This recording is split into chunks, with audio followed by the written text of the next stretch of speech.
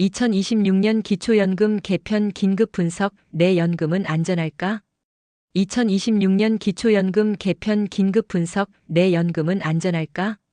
평생 국가가 보장할 줄 알았던 기초연금이 흔들리고 있다는 소식에 밤잠 설치시는 어르신들이 참 많습니다. 65세만 넘으면 당연히 받는 줄 알았던 하위 70%라는 든든한 울타리가 이제 2026년을 기점으로 완전히 허물어질 위기에 처했습니다. 이번 개편은 단순한 금액 인상이 아닙니다. 누가 받고 누가 탈락할지를 결정하는 판짜기 자체가 바뀌는 근본적인 체질 개선입니다. 특히 1961년생부터 1969년생까지 은퇴를 목전에 두거나 막 시작한 베이비부머 세대에게는 그야말로 연금 생존이 걸린 절박한 문제입니다. 내 노후의 마지막 보루인 연금 통장을 지키기 위해 지금 어떤 변화가 시작되고 있는지 그 냉정한 현실과 대응 전략을 시니어 정책 분석가의 시각으로 긴급 분석해 드립니다. 정부가 기초연금의 뼈대를 건드리는 이유는 명확합니다. 고령화로 인해 수급자가 폭발적으로 늘어나면서 국가 재정이 버티기 힘든 수준에 도달했기 때문입니다. 2014년 435만 명이던 수급자가 2026년에는 778만 명으로 2배 가까이 늘어날 전망입니다. 이에 따라 진짜 어려운 분들에게는 더 두껍게, 여유 있는 분들에게는 얇게 지원한다는 하우상박의 원칙이 이번 개편의 핵심 키워드로 떠올랐습니다. 하지만 성실하게 살아온 대가가 연금 탈락으로 돌아올 때 느끼는 그 심리적 배신감과 불안함을 제가 왜 모르겠습니까? 이제 우리가 마주할 중위소득 100%라는 새로운 장벽의 정체를 파헤쳐 보겠습니다. 1. 하위 70%의 종말과 중위소득 100% 상한선의 정체. 지금까지 기초연금은 65세 이상 어르신 중 소득 하위 70%에게 지급되는 상대평가 방식이었습니다. 하지만 2026년부터는 기준 중위소득 100%라는 절대적인 상한선을 도입하는 방안이 유력합니다. 여기서 중위소득 100%란 대한민국 모든 가구를 소득순으로 줄 세웠을 때 딱 중간에 위치한 사람의 소득을 말합니다. 2026년 예상치로 보면 단독 가구는 약 250만 원, 부부 가구는 약 430만 원 정도가 그 천장이 됩니다.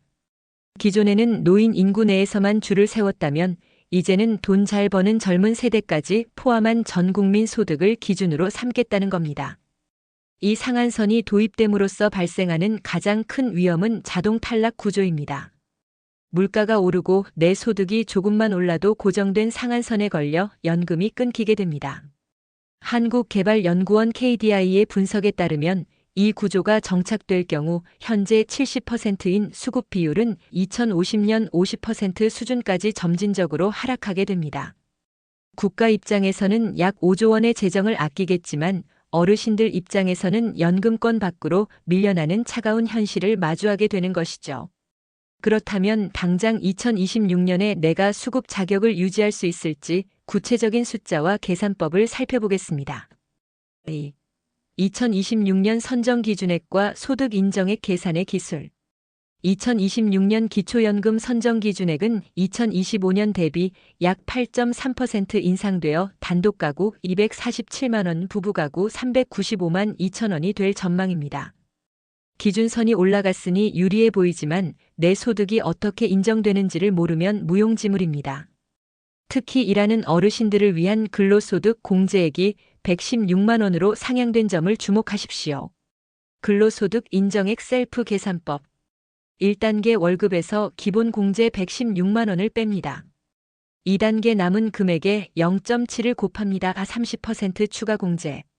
예시 월 200만 원을 벌 경우 200-116 0.7 58만 8천 원만 소득으로 잡힙니다. 하지만 소득보다 무서운 것이 재산의 소득 환산율연 4%입니다. 여기서 지역별 공제액을 정확히 알아야 합니다. 서울 등 대도시는 1억 3,500만 원, 중소도시는 8,500만 원, 농어촌은 7,250만 원을 먼저 빼줍니다. 만약 서울에 5억 원짜리 공시지가 아파트를 가졌다면 5억 마이너스 1억 3,500만 0.04 12개월 약 121만 원이 매달 소득으로 잡히는 겁니다. 단순히 현금이 없다고 안심할 게 아니라 내 재산에 붙은 소득 꼬리표를 냉정하게 계산해 봐야 합니다. 3. 탈락을 부르는 3대 독소 조항 증여, 자동차 그리고 거주지. 서류상 소득이 낮아도 한순간에 수급권을 박탈하는 3대 함정이 있습니다. 증여 재산의 덧 자녀에게 집을 물려줘도 즉시 재산이 사라지지 않습니다. 이를 기타 증여 재산이라 부르며 증여 후 최소 5년에서 10년 동안은 부모의 재산으로 간주합니다. 매달 일정액 자연적 소비만큼만 차감되기에 증여 직후 신청은 백전백패입니다. 자동차 기준의 대격변 2026년부터 3000cc 기준은 폐지되지만 차량 가액 4천만 원 이상이라는 새로운 기준이 생깁니다. 4천만 원이 넘는 고가 차량은 4% 환산율을 적용하는 게 아니라 차량값 100%를 그대로 월 소득으로 잡습니다.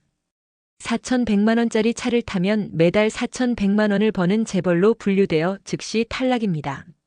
무료 임차 소득 자녀 소유의 6억 원 이상 고가 주택에 거주한다면 임대료를 내지 않아도 시가 표준액의 0.78%를 본인 소득으로 합산합니다.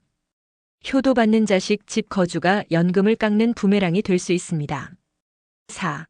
전략적 대응 국민연금 연계 감액과 건강보험 방어 전략.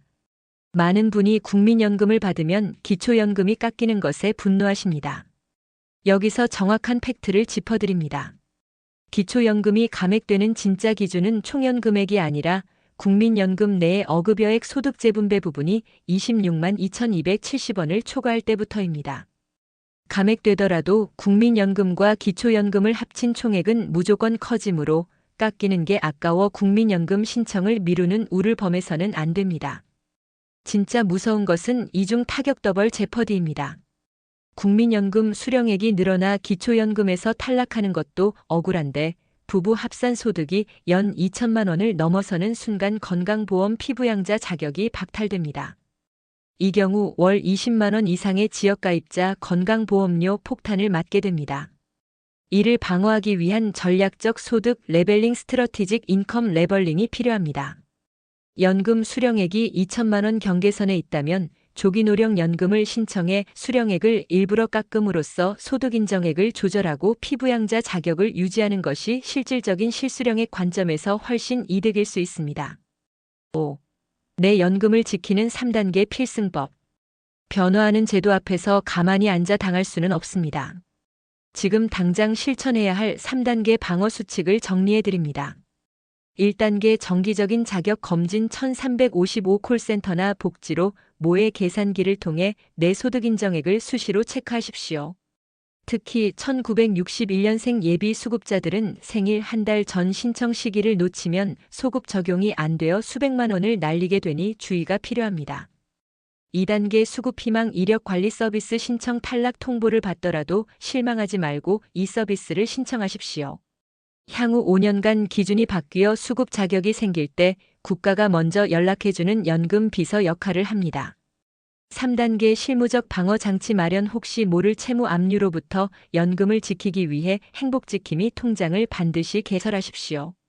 이 통장에 들어오는 기초연금은 법적으로 압류가 불가능한 소중한 생계비입니다. 모르면 당하고 알면 지키는 것이 연금의 세계입니다. 내 연금은 내가 지킨다는 당당한 마음가짐으로 오늘 알려드린 수칙들을 하나씩 실천해 보시기 바랍니다. 국가가 주는 혜택은 구걸이 아니라 여러분이 평생 일궈온 대한민국에 대한 정당한 권리입니다.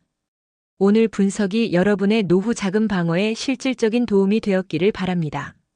구독과 좋아요로 여러분의 소중한 권리를 끝까지 함께 지켜나가겠습니다. 시청해 주셔서 감사합니다.